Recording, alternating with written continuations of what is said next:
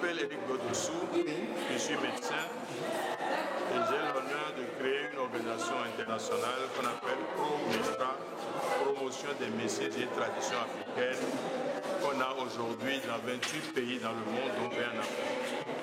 C'est une organisation qui œuvre à la promotion de nos valeurs de civilisation de manière spécifique partout. Alors, vous venez donc de nous faire un exposé sur l'éveil spirituel et comment est-ce que nous avons perdu notre spiritualité en Afrique. Alors, c'est beaucoup de savoir, beaucoup de connaissances qui peuvent aider ce continent, mais vous dites que vous avez porte close partout. Les dirigeants ne sont pas réceptifs à votre message. Est-ce que cela vous fait souffrir? Vous savez, c'est dur pour un chercheur d'avoir par exemple la solution pour guérir le sida. Je dis bien guérir le sida, ne soyez pas. Et c'est des brevets d'invention délivrés par les États-Unis qui montrent effectivement que nous guérissons le sida. Alors vous avez des solutions au sida et malgré ça, tous les jours, vous enterrez 8000 Africains. C'est pénible, c'est dur. À la limite, il vaut mieux ne pas avoir ces solutions et on vivre plus à l'aise. Mais on souffre de voir qu'on peut aider, on nous interdit d'aider. Voilà ce que nous voulons. Mais dans le même temps, les Occidentaux vous courent après pour que vous leur vendiez ces savoirs-là. Parce que les Occidentaux, c'est des gens qui sont ouverts, qui comprennent que ce qu'ils ont appris a des limites et qui cherchent l'autrement, ce qui se passe derrière. Croyez-moi, ils sont dans nos forêts, dans nos villages.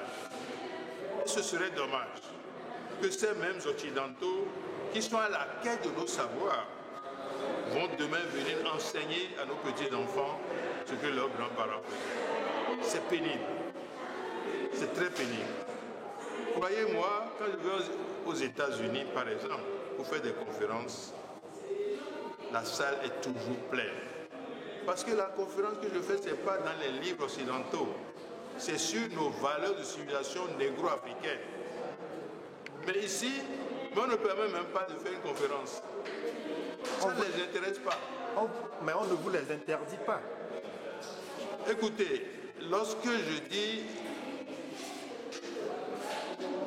je vais créer un centre de recherche sur les médecines traditionnelles à Fatick, et que ce centre de recherche qui est créé et ouvert en 1986 montre des résultats concrets dans beaucoup de maladies incurables.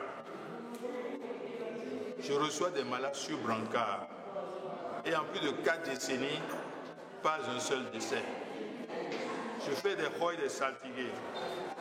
Ce que les saltigués prédisent, 70% se réalise. C'est du concret. C'est une science réelle, basée peut-être sur une autre logique, une autre vérité, une autre rationalité. Mais c'est une science. Mais tous ces gouvernements qui ont passé, pas un seul gouvernement n'a donné un appui d'1 franc par an. Rien que pour symboliquement. Rien. Au contraire, on est combattu. Que voulez-vous? On ne peut pas forcer quelqu'un à lui donner ce que nous voulons donner ou ce que nous pouvons donner. Mais pendant ce temps-là, aussi bien le Nord me tire pour prendre. Mais je résiste. Je résiste parce que je veux que le monde cesse de considérer l'Afrique comme des parasites, comme des cafards. Et je pense que dans ce monde en pleine mutation, quand on parle économie, on n'est nulle part. Quand on parle géostratégique, géopolitique, on n'est nulle part. Quand on parle militaire, on n'est nulle part. Mais la santé qui a des malades partout, surtout au nord, nous pouvons tenir le nord, pas le coller, en les obligeant à venir chercher les solutions de leur bien-être et de leur santé en Afrique et qu'on nous respecte. Mais nous n'avons pas encore compris ça. Et nous serons toujours des cafards. Et c'est dommage. Alors, est-ce que vous réussissez quand même à transmettre à certains de vos confrères, médecins ou non, de simples Africains qui ont soif de ces savoirs-là? Parce que je présume que lorsque vous serez une masse critique importante, peut-être que quelque chose peut bouger. Écoutez, Je dis toujours, ce qui va tuer l'Afrique, ce n'est pas le pillage de nos ressources, ce n'est pas le terrorisme, c'est l'aliénation.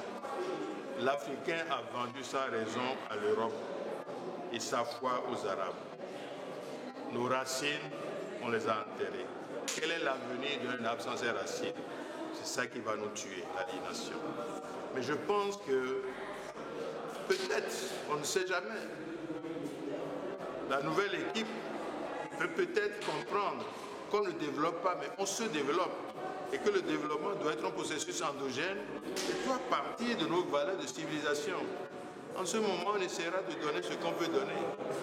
C'est un peu ça notre préoccupation. Mais sur les 53 à 54 pays africains, il n'y a aucun dirigeant qui soit réceptif parce que manifestement au Sénégal, c'est fermé.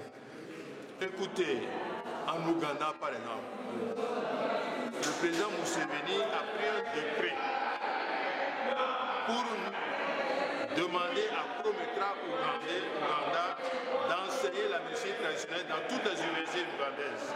Bien sûr que oui, vous allez au Mali, vous trouvez dans les pharmacies des médicaments avec l'étiquette Prometra Mali.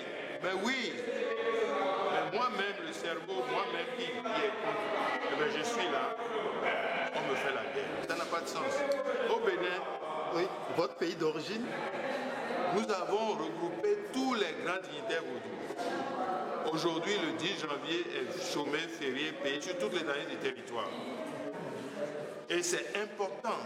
Si vous savez ce que le vaudou peut apporter comme spiritualité universelle, c'est immense. Donc je pense que oui, dans les autres pays, il y a beaucoup de progrès. Mais le Sénégal est séparé en Afrique du Sud. Mais le Sénégal est trop français. Est trop, disons, fermé à cette nouvelle réalité qui est notre racine. Le Sénégal n'a pas encore compris qu'il est le temps est venu pour regarder les choses anciennes avec des yeux nouveaux pour construire demain. Espérons. Beaucoup de gens n'y voient que du mal dans le vaudou. Parfois, même quand vous vous présentez comme béninois, ça suscite déjà un rejet. Docteur Eric Godossou, qu'est-ce que vous pouvez dire aux gens de ce que c'est que réellement le vaudou? Je vais commencer par vous dire que j'ai fini tout le processus initiatique du vaudou. Et aujourd'hui, je suis le patron du vaudou en tant que roi de la civilisation Tado qui va du Ghana, Togo, Bénin jusqu'au Nigeria.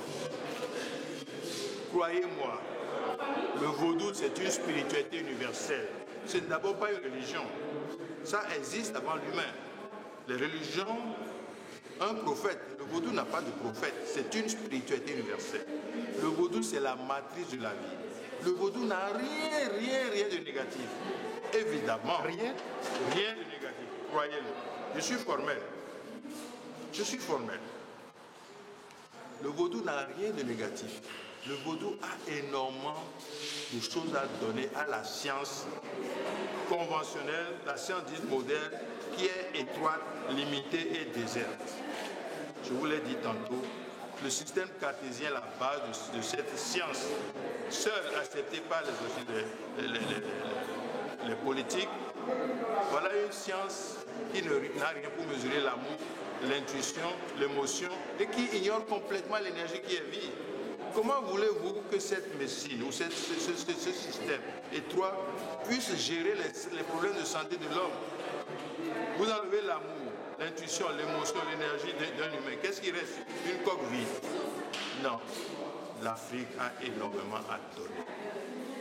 Faudrait-il que l'Afrique même comprenne que le moment est venu de s'ouvrir à ces valeurs de civilisation afin de préparer le Nord à donner ce que l'Afrique pourrait donner pour qu'on nous respecte. C'est un peu ça ma bataille.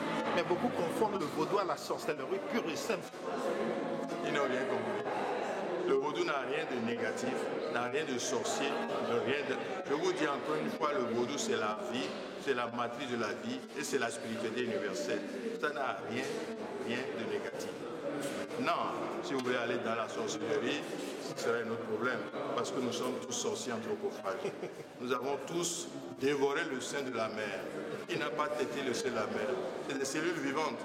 Donc je pense que ce domaine-là, ça n'a rien à voir avec le vaudou. C'est des valeurs innées que nous avons tous en nous. Docteur Bodosso, merci beaucoup. Je suis là pour servir. Je sais pas...